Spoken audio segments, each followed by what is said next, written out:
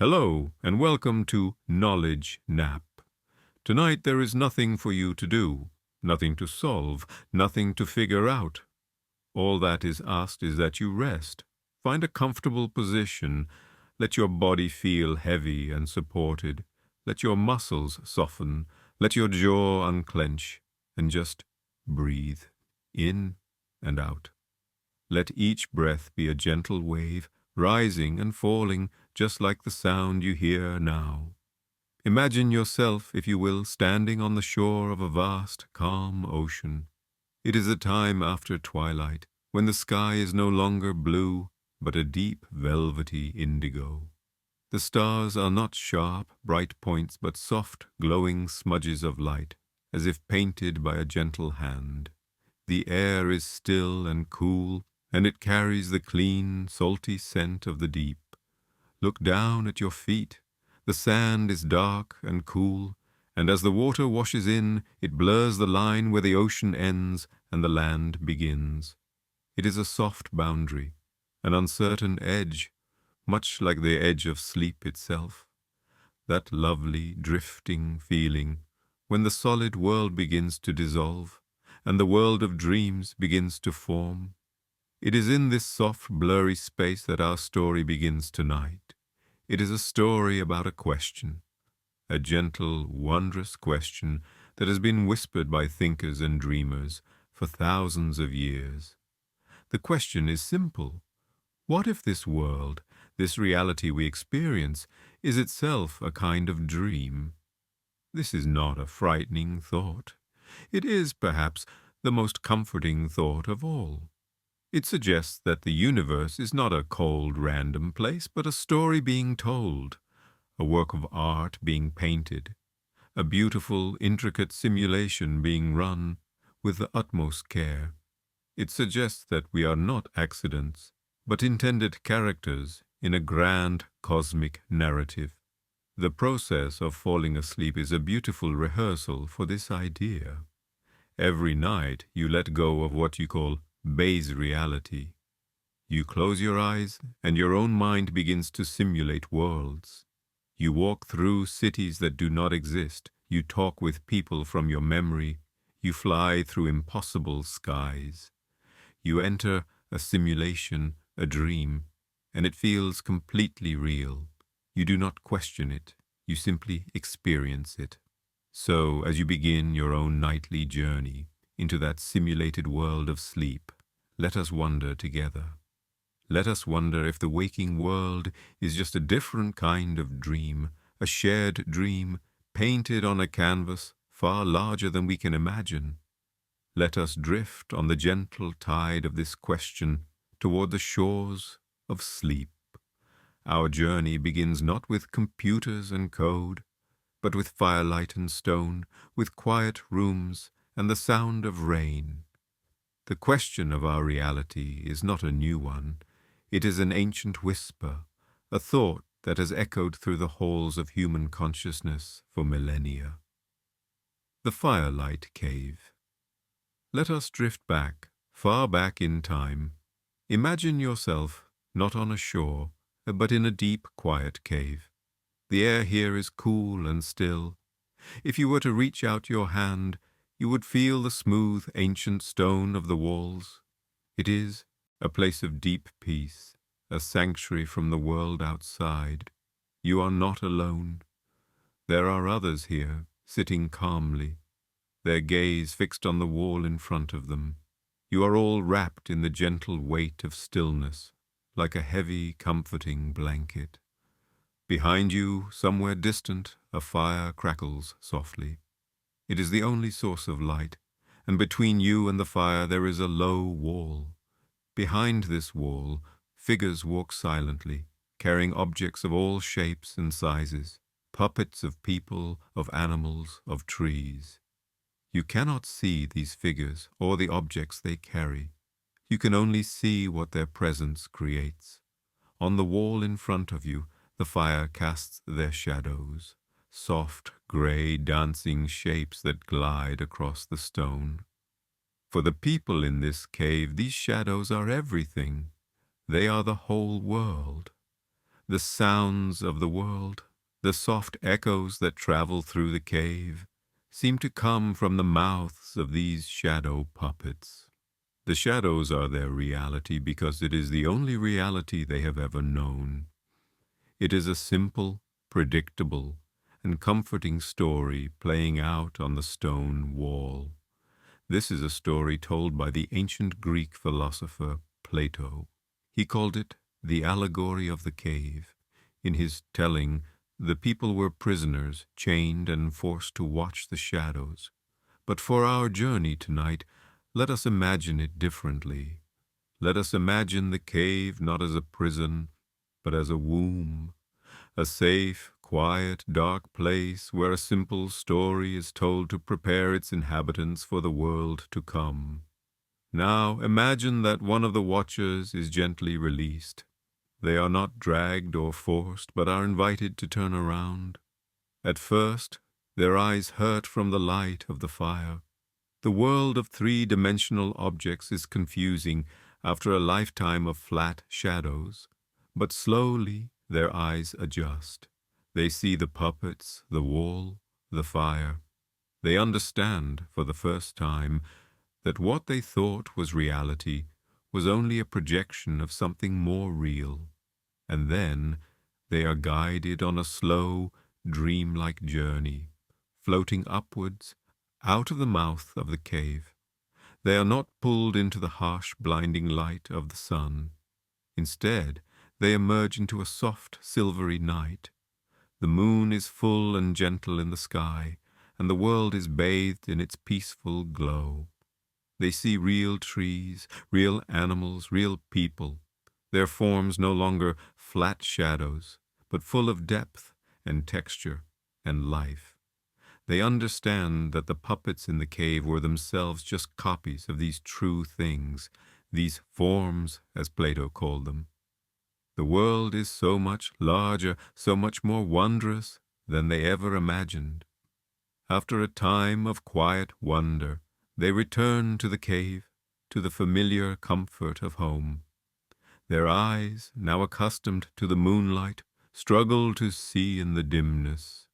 But they have brought the memory of the world outside back with them. The cave is no longer the whole world, but a special, safe part of it. The shadows on the wall are no longer a deception, but a simpler story, a beautiful introduction to a much grander tale. This ancient story reminds us that what we perceive with our senses might only be a shadow of a deeper, more fundamental reality, a reality that is waiting patiently for us to discover it. The thinker's quiet room. Now, let us drift forward in time, carried on a gentle breeze. The cool stone of the cave softens into the warm wood of a quiet room in the 17th century. Imagine you are here, sitting in a comfortable chair. A fire crackles warmly in the hearth, casting a soft orange glow on the bookshelves that line the walls. Outside, you can hear the gentle, rhythmic patter of rain against the window pane. It is a perfect evening for quiet thought. We are sitting with a man named René Descartes, a great philosopher who loved to ask deep questions, and tonight he is pondering the very nature of the room around him. He looks at the fire, feels its warmth. He sees the rain on the glass, hears its gentle drumming. It all feels so perfectly, undeniably real. But then a curious thought enters his mind. How can he be absolutely certain that any of it is real? He knows that his mind can be tricked. He has had dreams that felt just as real as this room, only to wake up and find it was all a creation of his sleeping mind. So he engages in a thought experiment. In his original telling, he imagined a malicious, evil demon of immense power whose sole purpose was to deceive him, a demon who was feeding him all his sensory experiences, the warmth of the fire, the sound of the rain, the very feeling of the chair beneath him, creating a perfect, seamless illusion of reality. This idea of an evil deceiver can feel unsettling. It is a thought born of radical doubt, designed to make one question everything. But for our sleepy journey, let us reimagine this powerful being. Let us follow the path of the thought, but change the heart of the one doing the thinking.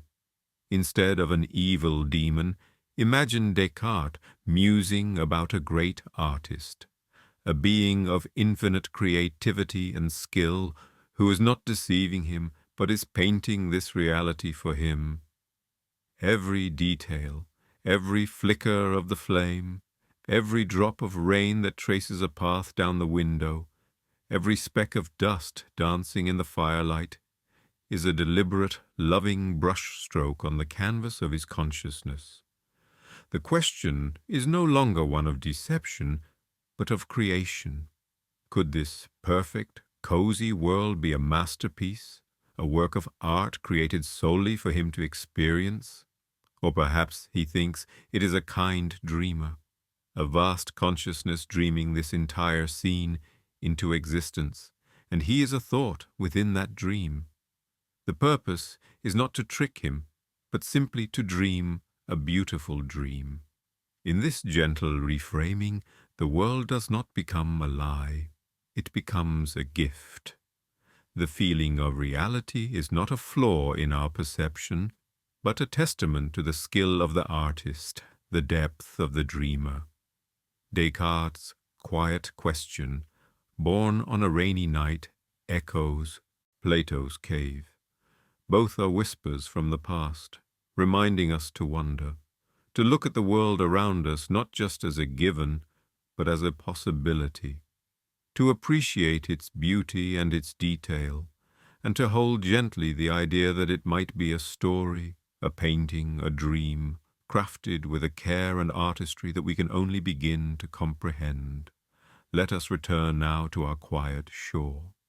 The deep indigo sky is unchanged, the soft stars still glow, the gentle waves still wash over the sand, blurring the line between what is and what seems to be. The air is calm, and your breathing is slow and deep.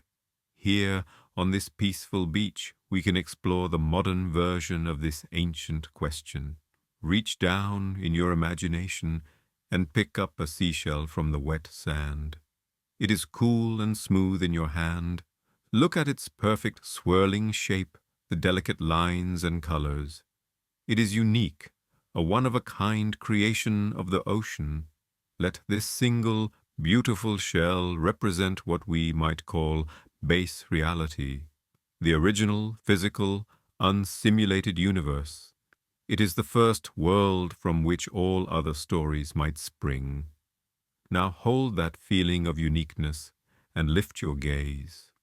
Look at the beach stretching out before you, disappearing into the misty darkness. The beach is made of sand, countless trillions upon trillions of grains of sand. Now, imagine that each and every tiny grain of sand is also a world. A perfect, complete simulation of a world, indistinguishable from the original seashell reality. Each grain contains skies and oceans, stars and planets, and conscious minds who live and love and dream, believing their world to be the one and only. This is the heart of the modern simulation argument, proposed by the philosopher Nick Bostrom. His idea begins with a simple assumption.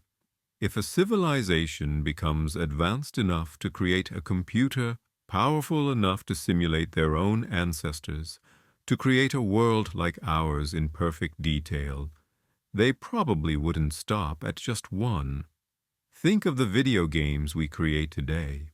We don't just make one copy of a game, we make millions. An advanced civilization, a post-human civilization, as Bostrom calls them, could run billions upon billions of these ancestor simulations.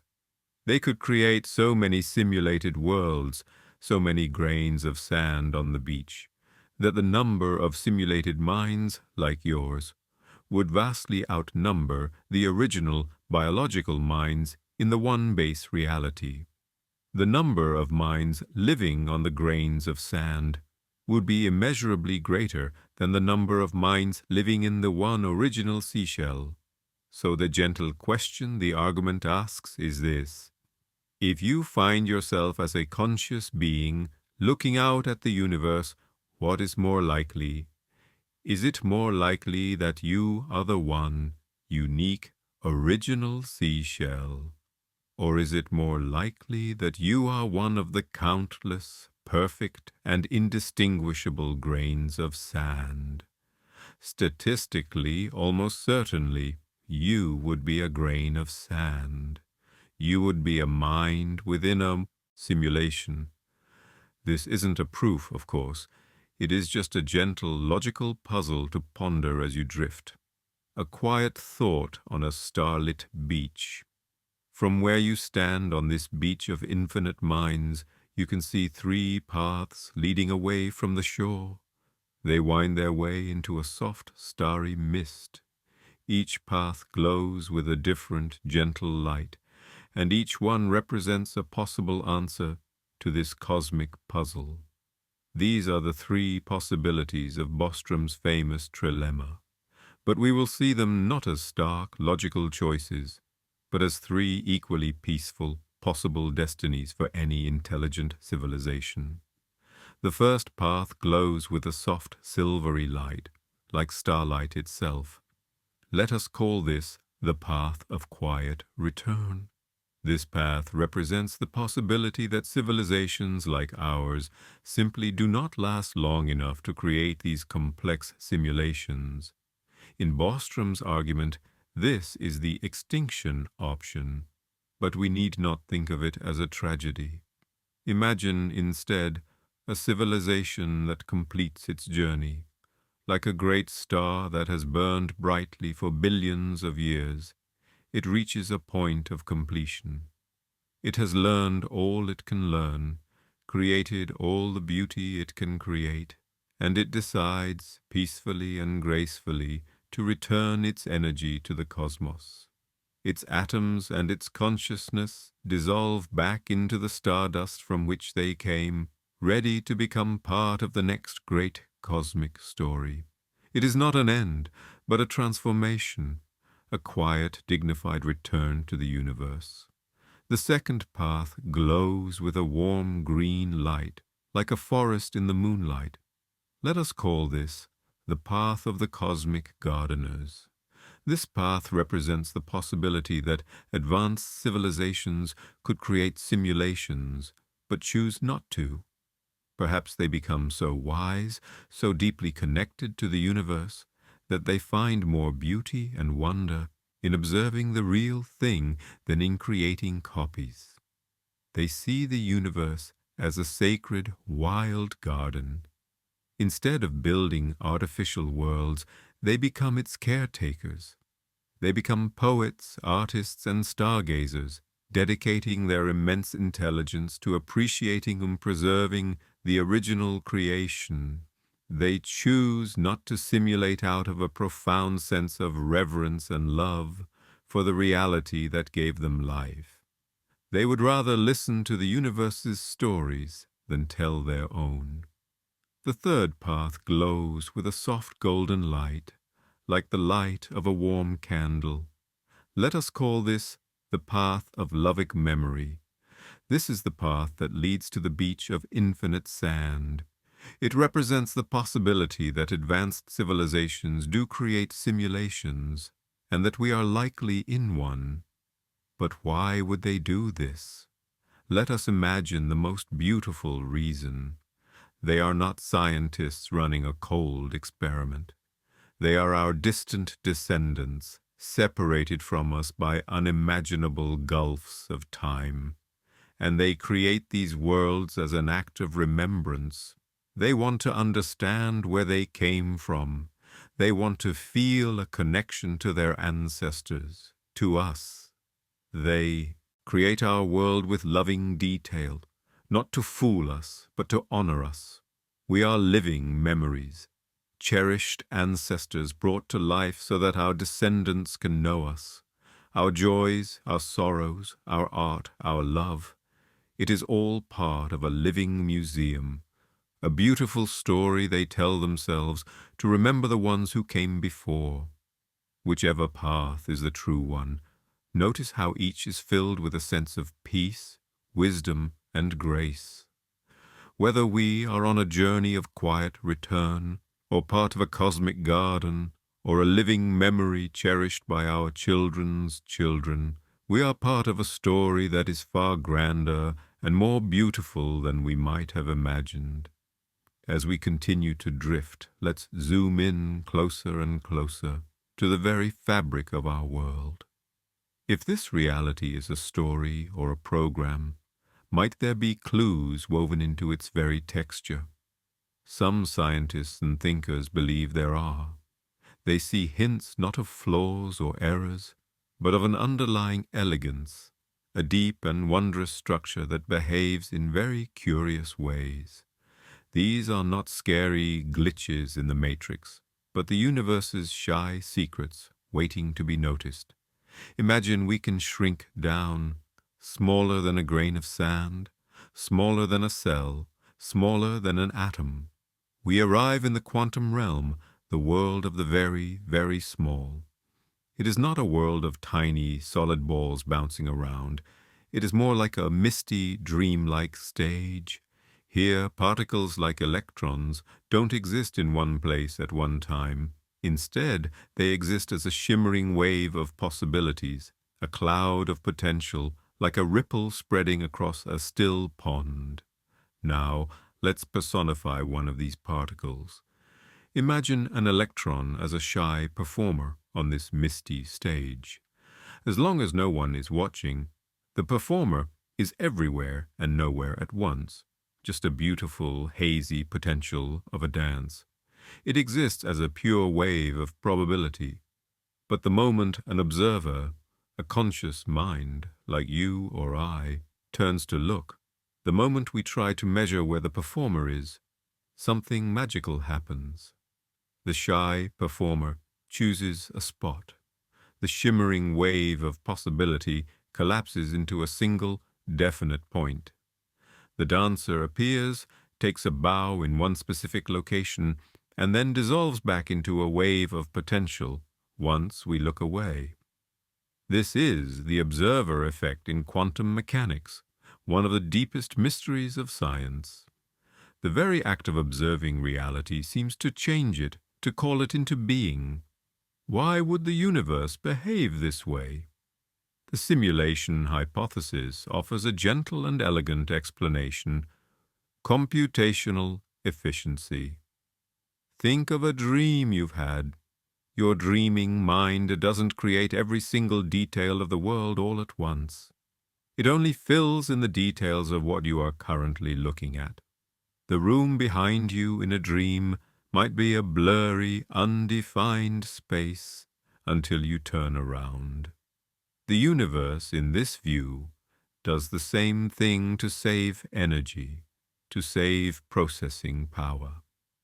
It doesn't need to calculate the exact position of every particle in the cosmos at all times. It holds them in a state of simple, beautiful potential. It only renders the details on demand, when a conscious mind requests them by the act of observation. This isn't a sign of a lazy programmer. It can be seen as a form of cosmic politeness. The universe isn't shouting its existence at all times. It waits quietly and patiently for an audience. It responds to our attention, gracefully revealing its secrets one at a time, only when we ask. It is a universe that interacts with us, a dance between the observer and the observed. Now let us zoom out again, far out, past the planets and the stars, until we can see the whole universe at once. From this perspective, we can appreciate another of its shy secrets, its incredible, breathtaking precision. Imagine the universe is like a perfectly baked cake, To bake a successful cake, you need a very precise recipe. The right amount of flour, the right amount of sugar, the oven set to the exact right temperature. If any of these ingredients or conditions are even slightly off, you don't get a cake, you get a mess. Our universe, it seems, is also based on a very precise recipe. Physicists have discovered a set of fundamental numbers, or constants, that define the way everything works. These are the core ingredients of reality. There is the strength of gravity, the charge of an electron, the speed of light, the force that holds the center of atoms together. The astonishing thing is that the values of these numbers appear to be fine-tuned for life to exist. If you were to change any of them by even the tiniest, most infinitesimal amount, the equivalent of adding one extra grain of sugar to a mountain-sized cake, the universe as we know it could not exist. For example, let's take the ingredient of gravity. If gravity were just a little bit stronger, stars would burn out too quickly and collapse into black holes before life could ever have a chance to evolve. If it were just a little bit weaker, stars and planets would never have formed in the first place. The universe would be just a cold, thin soup of gas. Or consider the strong nuclear force, the cosmic glue that holds the hearts of atoms together. If it were just 2% stronger, all the hydrogen in the universe would have fused into heavier elements moments after the Big Bang, leaving no fuel for the long-lived stars like our sun and no water for life. The recipe for our universe is exquisitely precise. Why? One possibility is that it is just a lucky coincidence that we happen to live in the one universe out of a countless multiverse of failed cakes that got the recipe right. But the simulation hypothesis offers another, simpler thought, one that aligns with the gentle principle of Occam's razor, which suggests the simplest explanation is often the best. Perhaps the universe is so perfectly tuned for us because it was tuned for us. Perhaps the recipe was not an accident, but the careful work of a master baker, a cosmic programmer who deliberately set the parameters, who added just the right pinch of gravity and just the right whisper of the strong force, to create a universe where life and consciousness and wonder could flourish. Finally, let us drift into the realm of our own experience, into those strange, fleeting moments that feel like a soft echo in the grand design. These are not proofs, just gentle curiosities to hold as you drift deeper into relaxation. Have you ever had a moment of déjà vu? That uncanny feeling that you have lived this exact moment before? The simulation hypothesis whispers a possible explanation. Perhaps it is the system reloading a recent moment, a cosmic undo button being pressed, and your consciousness catches a fleeting glimpse of the repeated code. Or consider the strange phenomenon known as the Mandela effect, where large groups of people share a clear memory of something that never actually happened. Perhaps these are not false memories, but echoes of a previous version of the simulation. Perhaps our reality receives occasional updates, soft patches to the code, and some of us retain a faint, dreamlike memory of the way things were before the update was installed. These ideas suggest that the fundamental nature of our reality might be information, that everything we see and touch is the output of a deep mathematical code. One physicist has even proposed a second law of infodynamics, suggesting that the universe is constantly trying to optimize its own data, to compress and simplify its code, just like a computer cleaning up its files. This drive for informational simplicity, he calculates, would manifest as a force that looks exactly like gravity. These are not things to worry about. They are not signs that our world is fragile or fake. Instead, we can see them as charming quirks of the system, like a recurring theme in a beautiful piece of music, or a beloved author's signature style that you can spot in their work. They are the gentle fingerprints of the artist, the quiet hum of the great machine, the soft echoes in the code of a universe that is so much more mysterious and wonderful than it appears. As you drift closer and closer to sleep, as your body grows heavier and your mind grows quieter, let us gently hold some of the final big questions that this idea brings up. We will not try to answer them definitively. We will just let them be soft pillows of thought for your mind to rest upon.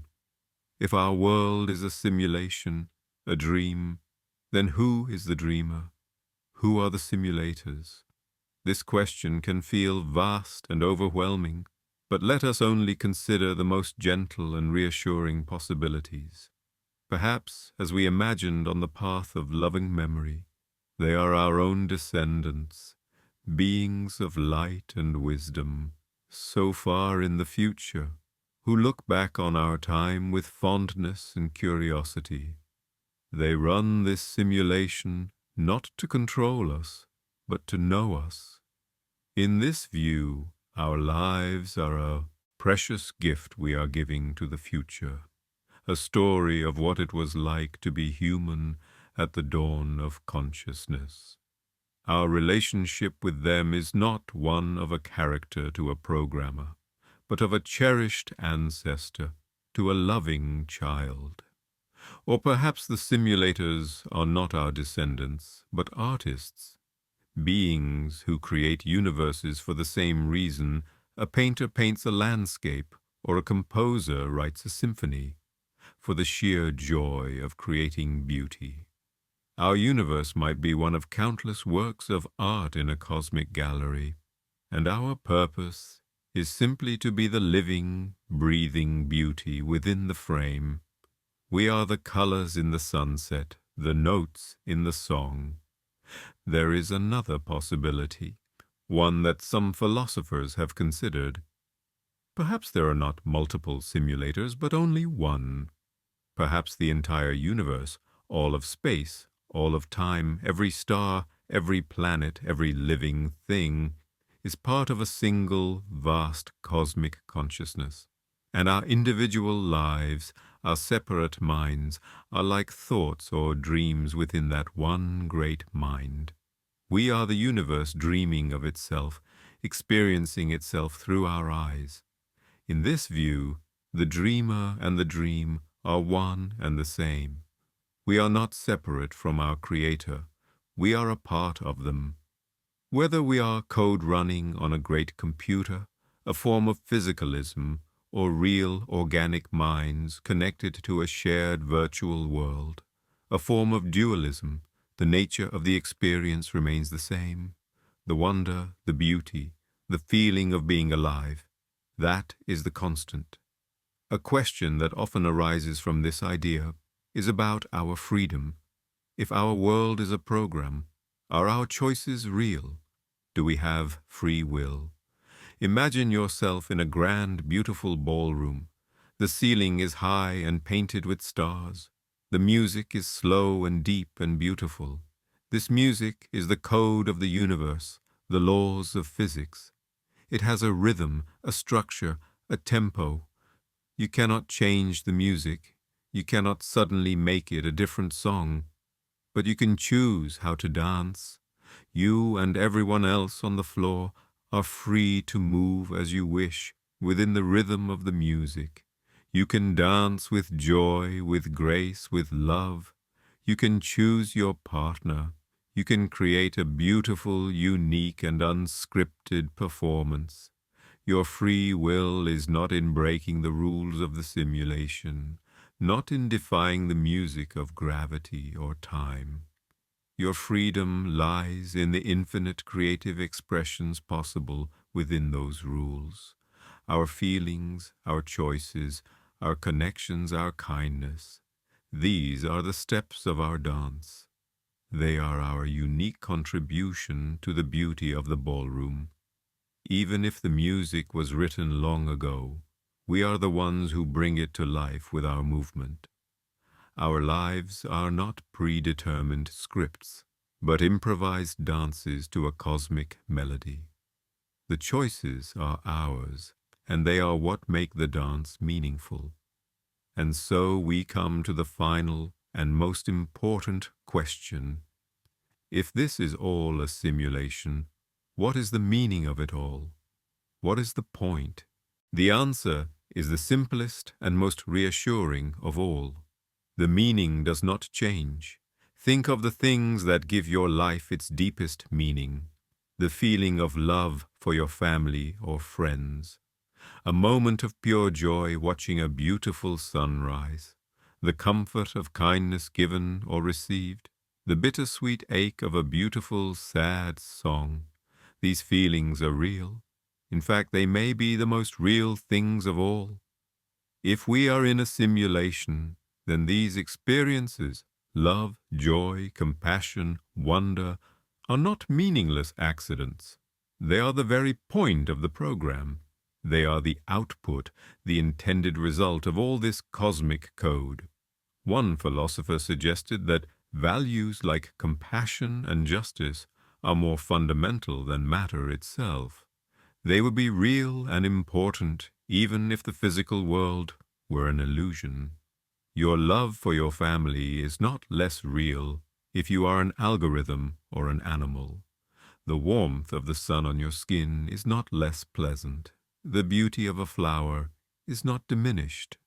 The simulation hypothesis doesn't take meaning away from our lives. It places our experiences at the very center of the universe's purpose. We are here to feel. We are here to experience.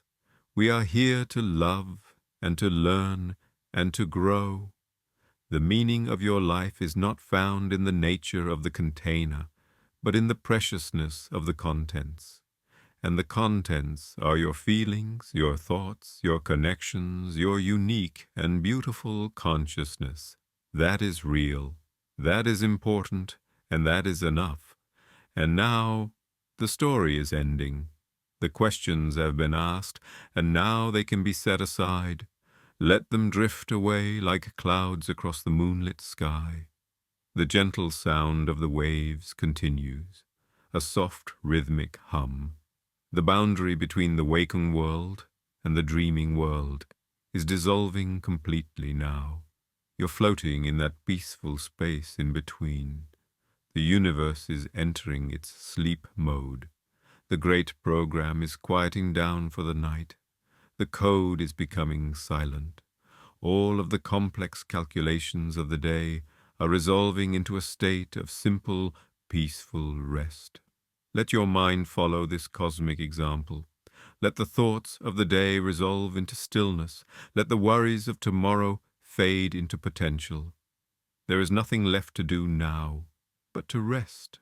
Let the waves of sleep wash over you, a gentle tide, pulling you out into a deep, calm ocean of dreams. You are safe in this dream. You are cared for. You are part of a beautiful, wondrous story. All is calm. All is quiet. The universe is resting. And you can rest too. Rest now and dream.